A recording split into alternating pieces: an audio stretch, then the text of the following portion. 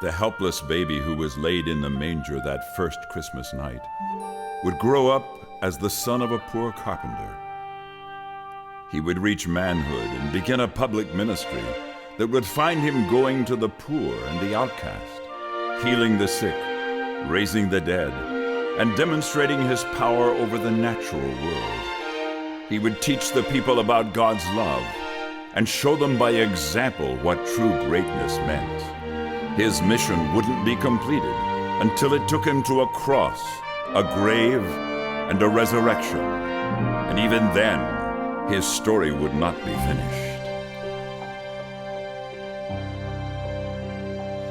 In the first light of a new day, no one knew he had arrived. Things continued as they had been, while a newborn softly cried. But the heavens, wrapped in wonder, knew the meaning of his birth.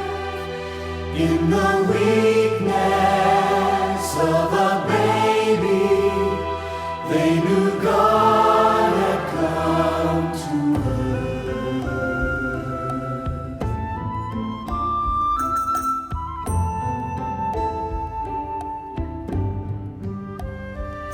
As his mother held him closely, it was hard to understand that her baby, not yet speaking, was the word of God to man.